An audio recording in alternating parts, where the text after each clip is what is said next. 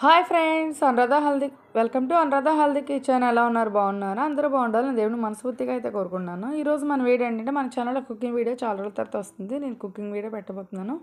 ఏంటో చూసేద్దామా? మా గుంటూరు స్టైల్లో నెత్తళ్ళు గుడ్డు కర్రీ అయితే చూపించబోతున్నాను. ఎగ్స్ నెత్తళ్ళు కోడిగుడ్లు కర్రీ అయితే. నెత్తలు 100 గ్రాములు అయితే తీసుకున్నాను. మా ఇంటి దగ్గర ఆంటీ 100 గ్రాములు వచ్చేసి 150కి అయితే కాస్ట్ అమ్ముతారు. చాలా కాస్ట్, కానీ టేస్ట్ మట్టుకు అదిరిపోతాయి నెత్తళ్ళు. అందుకే మేము అన్నిట్లో వేసుకొని వండుకుంటాము. ఒక కప్ ఏమో ఆనియన్ తరుగు, అంటే 3 ఆనియన్స్ సన్నగా తరుక్కొని తీసుకున్నాం, 4 ఎగ్స్, పచ్చిమిర్చి, కొంచెం ఒక కప్ ఏమో టమాటో, ఇంకా హాట్ వాటర్ పెట్టేసుకొని ఈ విధంగా పొయ్యి మీద ఆ హాట్ వాటర్లో నెత్తలు వేసుకొని శుభ్రంగా క్లీన్ చేసుకోవాలి. పొలుసు అంతా వచ్చేస్తుంది మొత్తం. ఇంకా 4-5 సార్లు అయితే కడగాలి ఆ వాటర్తో కాకుండా. కొంచెం ఆయిల్ వేసేసుకొని ఎగ్ కూడా ఫ్రై చేసుకొని పక్కన పెట్టేసుకోవాలి. కొంచెం పసుపు వేసుకోవాలి, అప్పుడు ఎగ్ మంచి కలర్లో ఎగుతాయి. ఈ నెత్తలు కూడా బాగా ఫ్రై చేసి అది కూడా గిన్నెలోకి అట్లా తీసేసుకోవాలి రెడ్గా వేపుకొని.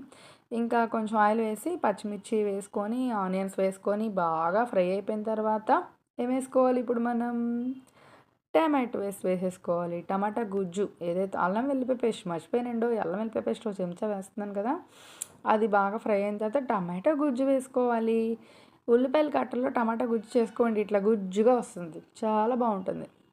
ఇంకేంటండి, చాలా బాగా ఫ్రై అయిన తర్వాత ఏం చేయాలి? లో ఫ్లేమ్లో పెట్టి మిర్చి పౌడర్ ఒక చెంచా వేసుకోవాలి, సాల్ట్ వేసుకోవాలి తగినంత. ఇంకా ఏవైతే వేపెట్టుకున్న నెత్తలు ఉంటాయి చూసారా, అవి కూడా వేసేసుకోవాలి.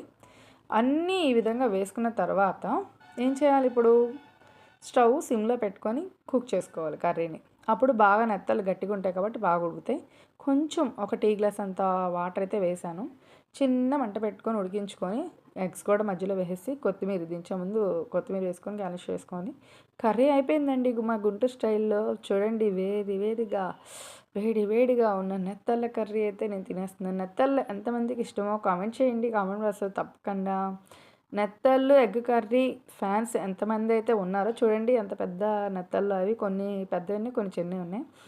ఎవరెవరికి ఇష్టమో కామెంట్ చేసేయండి, చూసేద్దాం. ఓకేనా? మా గుంటూరు స్టైల్లో చాలా బాగా చేశాను అనుకున్నారు కర్రీ. ఇంకా ఎలా చేయాలో కూడా నాకు చెప్పండి. వీళ్ళైతే ఒక్కొక్కరు ఒక స్టైల్లో చేస్తారు, నేనైతే నా స్టైల్లో చేశాను, నాకు తెలిసిన పద్ధతిలో. ఇంకా ఎవరైనా మా వీడియోలు కొత్తగా చూస్తున్న వాళ్ళైతే అన్నదాన్ని కిచెన్ లైక్ చేయండి, షేర్ చేయండి, సబ్స్క్రైబ్ చేయడం మాత్రం మర్చిపోకండి ప్లీజ్. ఎగ్ మొత్తం తినేస్తాను నేను.